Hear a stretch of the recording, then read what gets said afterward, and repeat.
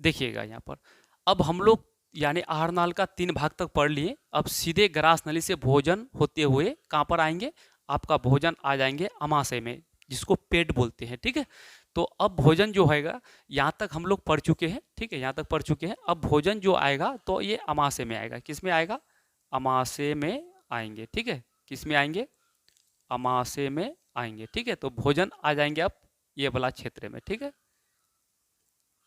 ये वाला क्षेत्र में भोजन आएंगे। ठीक है, ये वाला क्षेत्र में भोजन आएंगे, यही है पेट। ठीक है, ये बाईं ओर रहता है। तो अब अमाशय के बारे में पढ़ेंगे। अमाशय का मतलब पेट होता है।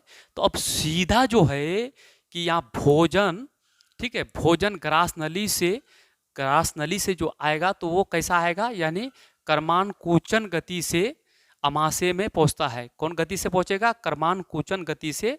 यानी कर्मानुकूचन का गति कि ये जो नली है ना, ये इस तरह से होता है। ठीक है, इस तरह से इधर फैलेगा तो इधर चिपकेगा, फैलेगा चिपकेगा, तो भोजन उस तरह से आगे बढ़ जाता है। ठीक, उसी को बोलते हैं कर्मानुकूचन गति से अमाशय में पहुंचता है। और अमाशय में भोजन 4 घंटे तक रहता है। अमाशय में भोजन कितने घंटे तक रहता है, 4 घंटे तक भोजन रहता है अमाशय में। ठीक है, पेट में। यहाँ भोजन का अर्ध पाचन होता है। यहाँ पर भोजन का पाचन होता है लेकिन पूरा नहीं होता है। अमाशय में भोजन का, पेट में भोजन का पाचन होता है लेकिन पूरा नहीं होता है। ठीक है, अर्ध पाचन होता है, आधा पाचन होता है। ठीक, आगे देखते हैं हम लोग और भी। ठीक, तो हम लोग यहाँ पर भोजन आ चुका है। अब आगे हम लोग देखेंगे जो, तो आगे इसको देखिएगा। चलिए, तो यहाँ पर हम लोग देखते हैं क्या, चलिए यहाँ पर हम लोग क्या समझेंगे कि अमाशय के 3 भाग होते हैं। अमाशय के कितने भाग होते हैं, 3 भाग। जो अमाशय है ना, उसके 3 भाग होते हैं। देखिए, अब अमाशय का ये फाइनली चित्र है।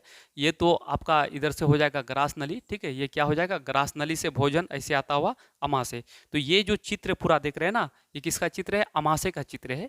ठीक है, ये पूरा अमाशय का चित्र है। तो अब कहता है कि अमाशय के 3 भाग होते हैं। कितने भाग होते हैं, 3 भाग। सवाल पूछाएगा ऑब्जेक्टिव में कि अमाशय के कितने भाग होते हैं, 3 भाग होते हैं। तो एक का नाम है, पहला का नाम है आपका कार्डियक। क्या नाम है, कार्डियक। ठीक है, कार्डियक।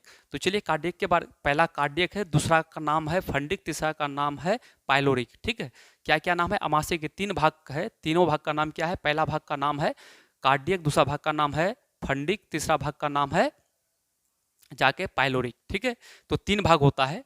तो यहाँ पर ये जो देख रहे हैं ना, तो ऊपर वाला भाग को, ठीक है, ऊपर वाला भाग को यहाँ पर एक बार देख लीजिए। ऊपर वाला भाग को हम लोग कहेंगे, ठीक है, ये ऊपर वाला भाग को हम लोग बोलेंगे क्या, तो ऊपर वाला भाग को हम लोग यहाँ पर कहेंगे इसको, यानी कार्डियक। क्या कहेंगे, कार्डियक, कार्डियक। ठीक है, ऊपर वाला भाग को, अमाशय के ऊपरी वाला भाग को क्या बोलेंगे, कार्डियक कहेंगे। और ये मिडिल वाला भाग को हम लोग क्या कहेंगे, तो ये मिडिल वाला भाग को हम लोग कहेंगे, इसको हम लोग कहेंगे फंडिक। क्या कहेंगे, फंडिक। क्या कहेंगे, फंडिक कहेंगे। ठीक है, और ये निचला वाला भाग को हम लोग क्या बोलेंगे, तो निचला वाला भाग को हम लोग कहेंगे पाइलोरिक। क्या बोलेंगे, पाइलोरिक, पाइलोरिक। तो याद रखिएगा, यानी अमाशय के 3 भाग। ये ऊपर वाला भाग को हम लोग क्या बोलेंगे, तो ऊपर वाला भाग को हम लोग कहेंगे, ऊपर वाला भाग को हम लोग कहेंगे, ये ऊपर वाला जो भाग है ना, तो इसको हम लोग कहेंगे क्या, ऊपर वाला भाग को हम लोग कहेंगे कार्डियक। और ये जो बीच में है, तो ये बीच वाला भाग को हम लोग फंडिक कहेंगे। और ये निचला वाला जो भाग है, तो निचला वाला भाग को हम लोग क्या कहेंगे, तो इसको बोलेंगे पाइलोरिक। क्या बोलेंगे, पाइलोरिक कहेंगे। ठीक है, क्या कहेंगे, पाइलोरिक। अमाशय के सबसे ऊपरी भाग को कार्डियक, मध्यम भाग को फंडिक, और निचला भाग को क्या कहेंगे, तो निचला भाग को हम लोग कहेंगे पाइलोरिक। और ये पाइलोरिक फिर जुड़ा हुआ रहता है किससे, छोटी आंत से। ठीक है, यहाँ से ऐसे जो मिलेगा, यहाँ से निकलेगा, तो ये छोटी आंत से फिर जुड़ा हुआ रहेगा। यानी ये जो पाइलोरिक है, ठीक है, ये पाइलोरिक है। और यहाँ पर ये सी जो आकार का ऐसे बनेगा, सी आकार का, तो इसको हम लोग कहेंगे क्या, ग्रहणी। ठीक है, चलिए, तो यहाँ पर हम लोग अब इसके बारे में समझ लेते हैं कि आगे। ठीक, तो अब देखते हैं कि कार्डियक। तो पहला भाग के बारे में हम लोग देख लेते हैं कि ये जो कार्डियक है, ये जो पहला भाग है कार्डियक, तो यहाँ पर कार्डियक, यह अमाशय का ऊपरी भाग होता है। ठीक है, हमने कहा अभी कि अमाशय का ऊपरी भाग होता है कौन, कार्डियक।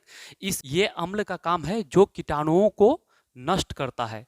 यानी हाइड्रोक्लोरिक अम्ल क्या करता है, कीटाणुओं को नष्ट कर, भोजन के साथ कुछ कीटाणु आ जाता है तो उसको मारने का काम कौन करता है, हाइड्रोक्लोरिक अम्ल करता है। चलिए अब हम लोग सीधे आगे बढ़ते हैं, ठीक है, अब हम लोग आगे बढ़ते हैं, इसका लेना है तो स्क्रीनशॉट लीजिए। अब दूसरा वाला भाग को हम लोग देखेंगे। तो दूसरा वाला भाग, 3 भाग बोले ना, 3 भाग में चलिए यहाँ पर देखेंगे हम लोग। अब हम लोग फंडिक के बारे में पढ़ेंगे। क्या पढ़ेंगे, फंडिक के बारे में। तो दूसरा भाग का नाम क्या है, फंडिक। क्या नाम है, फंडिक, ठीक है। तो ये फंडिक जो है, तो इसका क्या है कि ये अमाशय का मध्य भाग होता है। इसमें इसमें कांटानुमा रूजी होता है। ये बीज वाला जो है ना, ये अमाशय का, फंडिक क्या है, अमाशय का मध्य भाग होता है। इसमें कांटानुमा रूजी होता है। क्या होगा, काटा काटा टाइप का रुचि होता है। जब हम भूखा रहते हैं तो चुपता रहता है और भोजन को रोक कर रखता है। इसका काम क्या है कि अगर जब हम भूखे पेट रहेंगे तो पेट चुभने लगेगा, दर्द होने लगेगा, ठीक है, और भोजन को ये रोक कर रखता है, ठीक है। इसका इतना ही काम है। चलिए अब तीसरा वाला भाग हम लोग देखेंगे। ये तीसरा वाला देखेंगे, यानी अंतिम अंतिम में क्या कहता है, लीजिए इसका स्क्रीनशॉट, आगे बढ़ते हैं हम लोग। चलिए अब इसका अंतिम भाग देखेंगे अमाशय का। तो तीसरा भाग को हमने बताया, क्या बताया कि पाइलोरिक, ठीक है, पाइलोरिक। ये अमाशय का निचला भाग होता है। इसमें जठर ग्रंथि, ठीक है, यानी निचला वाला भाग होता है ये वाला भाग। और इसमें क्या होता है, जठर ग्रंथि। जठर ग्रंथि का दूसरा नाम है गैस्ट्रिक ग्रंथि होता है, ठीक है। या तो जठर ग्रंथि या गैस्ट्रिक ग्रंथि एक ही चीज होता है, ठीक। इससे यानी जठर ग्रंथि या गैस्ट्रिक ग्रंथि, इससे जठर रस निकलता है। क्या निकलता है, जठर रस निकलता है। आपका जठर ग्रंथि से जठर रस निकलता है, ठीक है, इसको याद रखिएगा। चलिए इसका भी लीजिए स्क्रीनशॉट, फिर हम आगे बढ़ते हैं। अब देखिएगा यहाँ पर,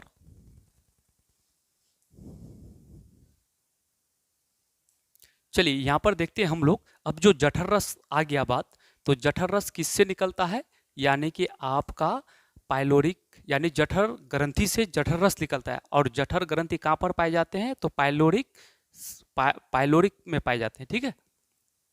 जठर रस में 3 प्रकार के एंजाइम होते हैं। कोई भी रस होगा, अगर कोई भी रस होगा तो उसमें क्या पाए जाएंगे, एंजाइम पाए जाएंगे, ठीक है।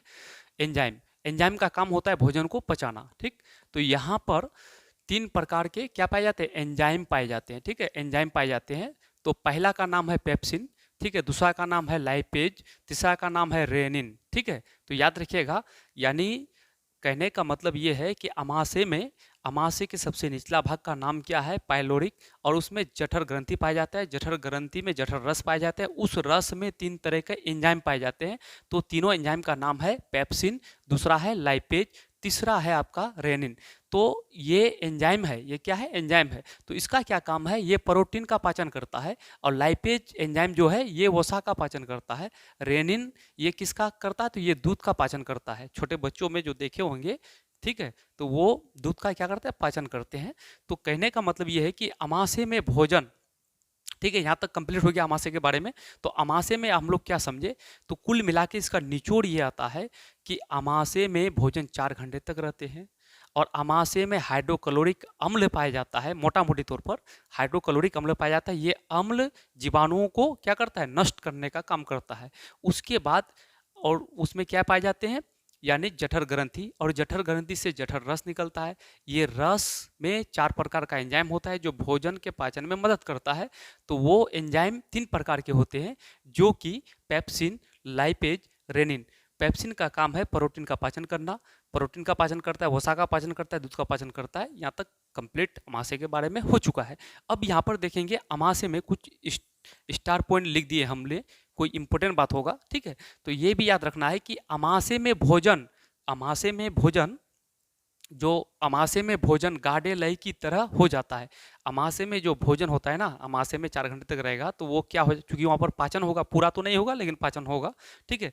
तो वो भोजन किस टाइप का हो जाएगा, गाढ़े और लय की तरह, बिल्कुल मुलायम और गाढ़ा टाइप का हो जाएगा। अमाशय में भोजन हो जाता है। और जिसे क्या कहते हैं, कायम कहते हैं, जिसे कायम कहते हैं।